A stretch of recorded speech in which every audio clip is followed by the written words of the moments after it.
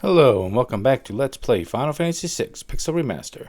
This is your ever-lovable host, Shadowblade730, and let's see if we can make our way out of Vector before Kefka notices that, yeah, we're kind of gone. First things first, the next area we're going to be going into, you won't have the ability to actually change up any of your equipment or espers, so I kind of suggest whatever espers bonuses you want, equip them now, because like I said, you don't really want to miss that. Like I said, since you're not gonna be able to actually access that, so best to equip them now. And if you notice, we have a crap ton of new espers now, some really good ones. Bismarck being the biggest one, that it gives actual +2 strength to as an esper gain, as a level gain, so that's really good. Modam gives +1, another esper that gives +1 magic, but it also teaches all level 2 magic at ×3%, so that's really good. Also, if you want to make this next area immensely easy, you can equip someone with Phantom. Phantom, if you use its ability during combat, it will make you invisible, and since the majority of the monsters, except for the boss, only use physical attacks, you'll pretty much be invincible until you get to the boss. But these monsters aren't that difficult, so we should be pretty good. New enemy, Magna Rotor. Vanilla enemy, they can use wheel, deal some damage. I think they're weak to fire, if I'm not mistaken, but not by much, I don't think. Should be able to just handle them like this. There we go. Yeah, I don't think Saban's going to get another level for quite some time, but you know what? I have something on him. I don't know. I don't think he's going to get any level through this, and the bosses are going to give us... The bosses in this game don't give any experience, so I wouldn't worry about it. Here we go. Boy, this reminds me of that scene in Indiana Jones and the Temple of Doom. Okay, 2 Magna Rotors. Yeah, just do that. I think you can mug, like, high potions from them, and they drop flame scrolls, which aren't that bad. Oh, you can steal shuriken from them. That's not bad. But I thought it was kind of weird that you can get, like, stuff for Shadow here. But I guess you could get Shadow, but, man, it'd be kind of... You'd have to go way out of your way to do it. And I don't really feel like messing with that. I like my characters like they are right here. Just remember, no time for love, Dr. Jones. We got company. Oh, man, love that movie. Love it, love it, love it, love it. Chainsaw. Oh, stole a lightning scroll. Wow, Locke actually killed something. That's amazing. Locke putting in that work, son. And up here, down with our train section.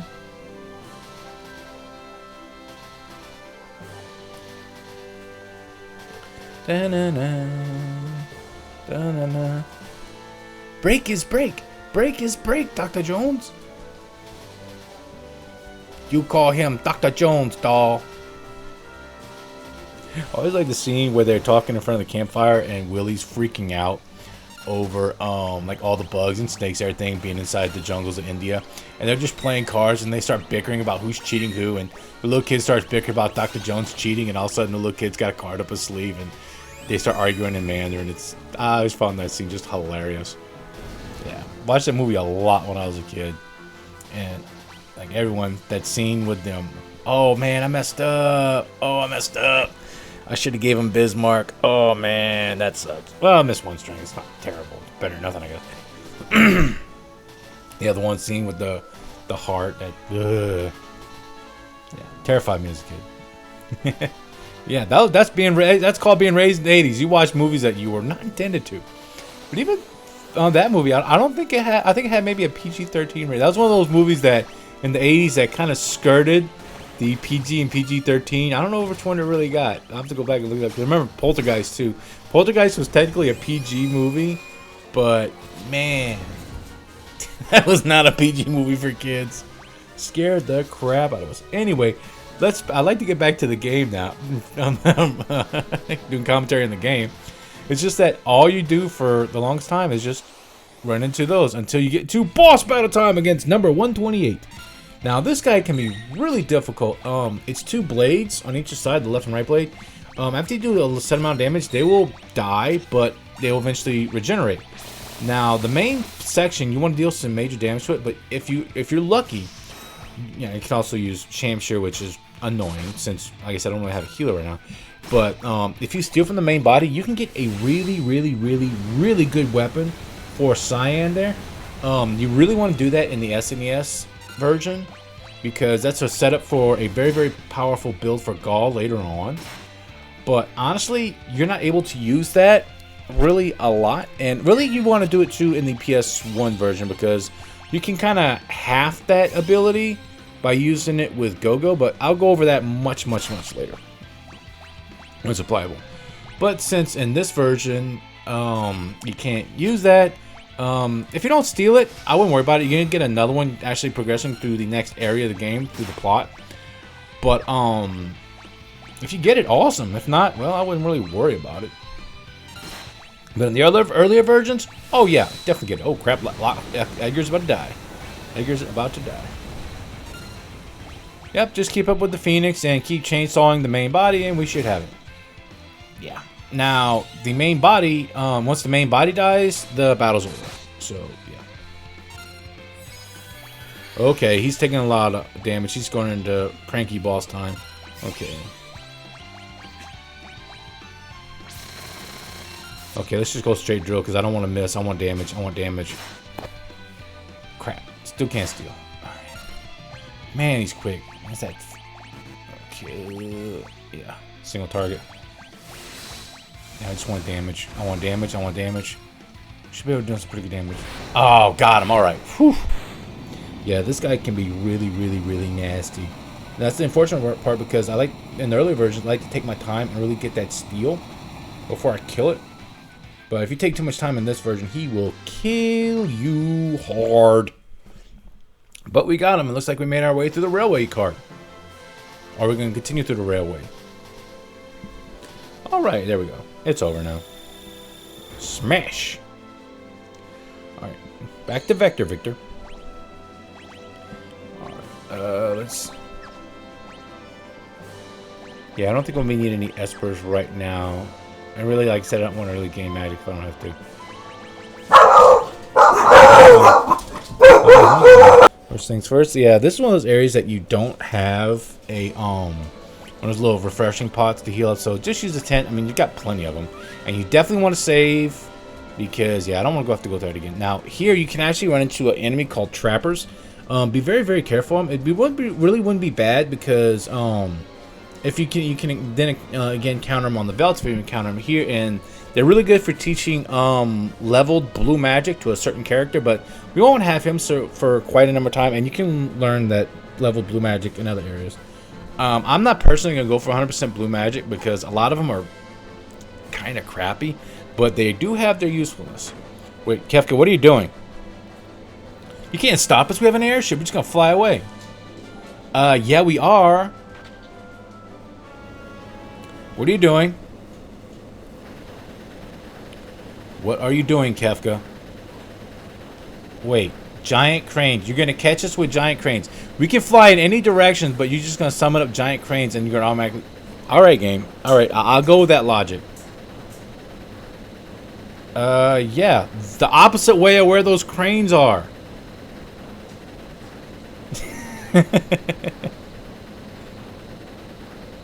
I don't like... Yeah, so don't fly towards them. Fly away from them. Try and evade them. But I guess we have to bust them up anyway. They're cranes. For boss battle 2 against... Be surrounded by cranes. Now, this boss battle can be kind of tricky, because we had a chance to really level up or equip Setzer. Here we're going to display Setzer's abilities, slots, just randomly... I don't say randomly, but you can kind of click to kind of bait it. Now, in the SNES and the Game Boy versions, you could really abuse these. But this version, I think they kind of fixed that. Now, I believe one of them is weak to... One of them absorbs fire, one of them absorbs lightning. And once they take a little bit of damage, they'll actually start casting the level 2 elemental spells on themselves or each other to heal themselves up. Unless you deal enough damage like I did and just brutalize the crap out of them. But here's the thing with Setzer. If you don't get a matching slot... If you just use Macidian Rabbit, heal you up for like a little bit of HP. But more importantly, I think it actually clears a lot of statuses. So it's really good. It's got some pretty good slots there. But be careful because he does have a rare slot choice is Joker Doom. If you set it on auto, I find it happens a lot more than you want to. And it'll just kill off your entire party. So be careful with Setzer. He's an alright character. Later on, toward the end game, he does become kind of a powerhouse. So first things first, now that we're free, and we've got our Espers, well, let's go check back in, I guess, with Terra and see if she woke from her coma. Yeah, let's go back to Zozo. She's a woman with green hair, Setzer. Believe me, you love her. Alright. And this way.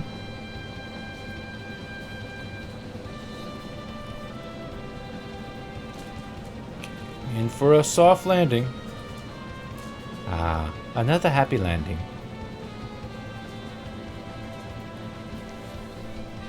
Now this is the part I always had a question about. Alright. Everyone's here. And we have the Espers. So maybe you can talk to the corpses of your half-kin? Magicite, yep.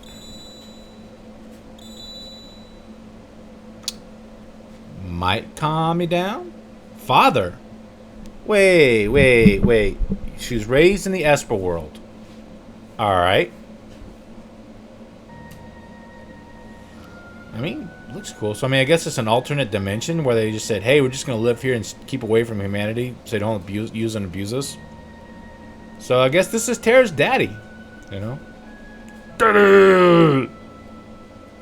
And his name is Modan. Actually, one of the Espers one of the Magicites we actually have. No, we're just going to leave her here. Why not? You know, why do we need her? Oh, no, we actually have to.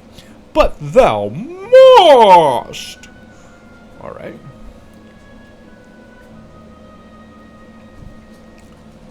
She's quite... Well, I mean, passing through a dimensional gateway does kind of take it out of you, I guess. But you know what?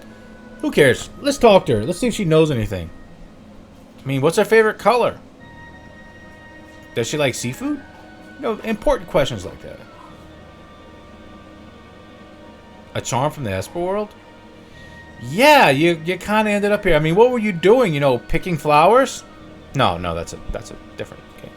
Okay. Oh, Madeline.